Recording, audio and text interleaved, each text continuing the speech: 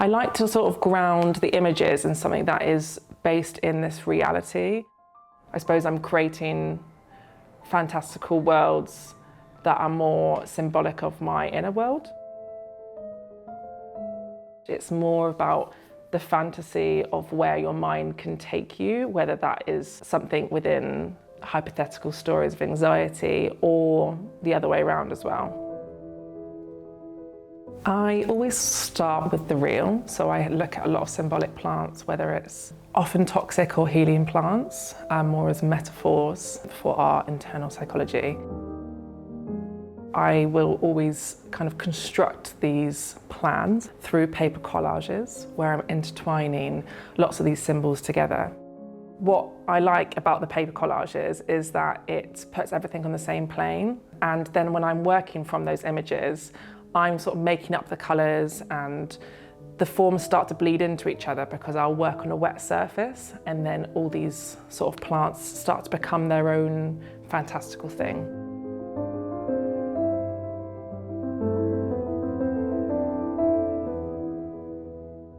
In the evolution of my practice, this process has actually become conceptually quite relevant to what I'm actually thinking about when I'm making the work, because a lot of these ideas I'm thinking about in terms of, the metaphor of something being toxic or not helpful, or healing, which is representational of growth, is that these things are never that binary.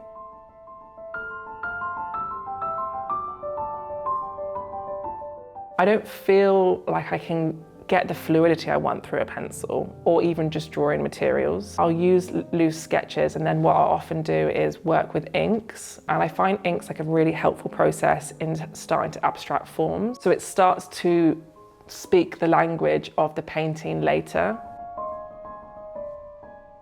And even though the painting will always look different, like it's never going to be like a strict representation of what that plan was. I love that because it's actually allowing me to have a conversation with the work as it emerges.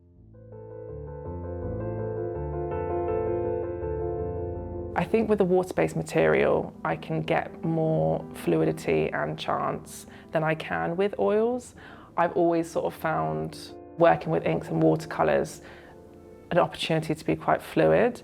And I suppose in the last year or something, I've actually brought that into my process of painting, where my initial layers are in acrylic.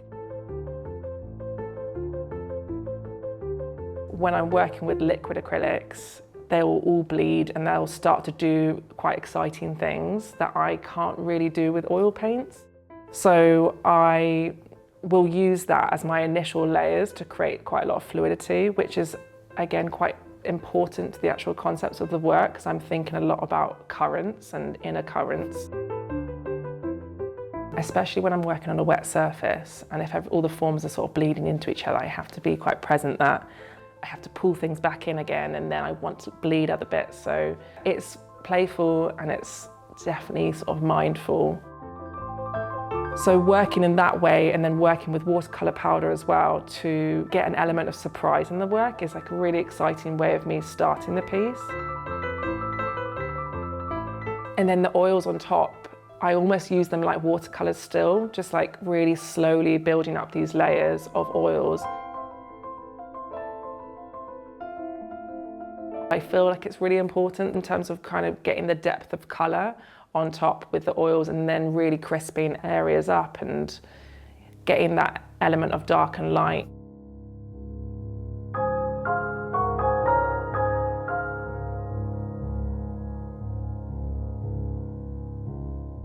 In terms of colour, I want it to feel playful, and I want there to be a certain specific type of mood within it.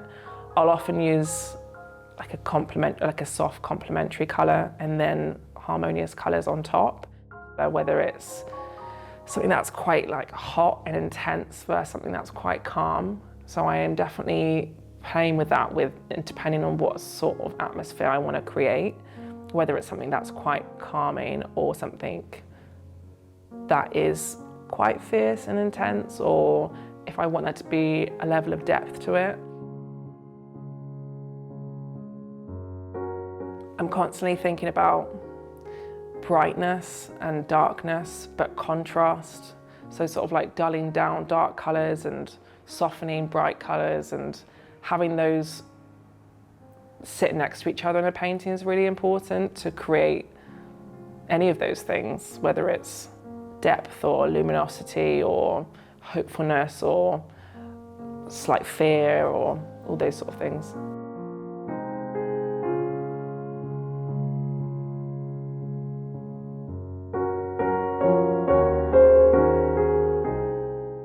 I actually did my BA in Technical Arts and Special Effects, which is something that I haven't really done for a little while now, and I could focus on painting. But then I brought sculpture back maybe like a year ago, and I was like, oh my God, I love this.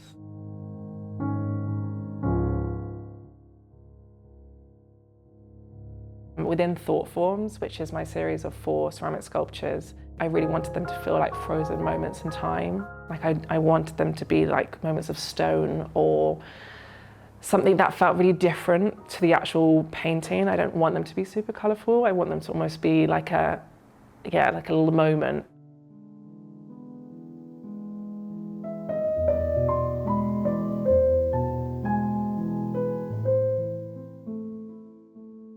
I wanted to almost immersify the practice. I would love to get to a point in which, you know, sculpture and painting were almost equal parts of my practice.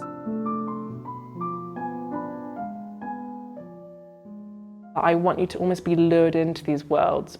I like there to be moments where there's a little question of what's actually happening in this space. Is this space a space of joy? Is this space kind of got different emotions attached to it?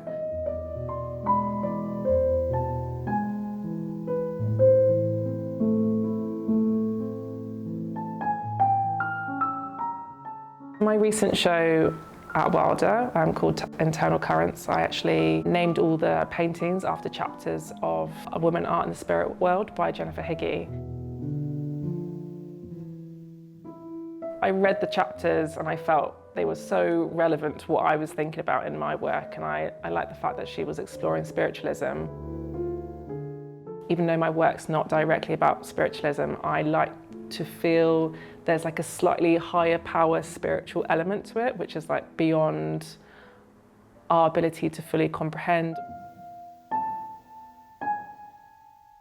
I'm thinking a lot about collective behaviour in nature at the moment, whether that is schools of fish or migrating birds or neural pathways or auroras, cosmic whirlpools, that I find it really interesting how a lot of these patterns within nature and our minds are so connected.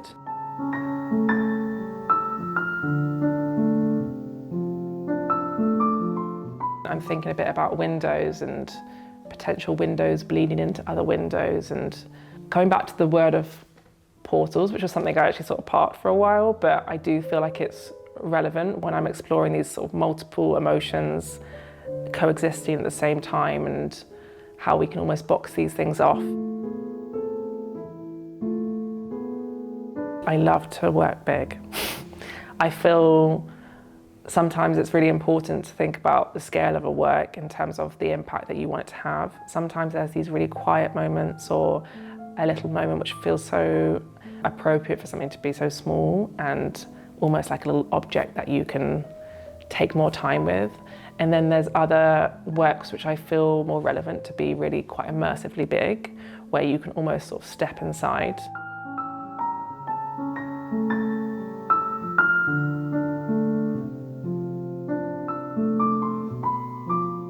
I always do feel like I am trying to work through these ideas within the actual painting, because they're things I'm trying to think about all the time, or things I'm trying to work on, or things I'm almost coming against in terms of my own internal psychology. But I definitely want to open that conversation up to the public and to a viewer, to be able to communicate those ideas to everyone, because it's not something that is individual to me. This is something that is just life.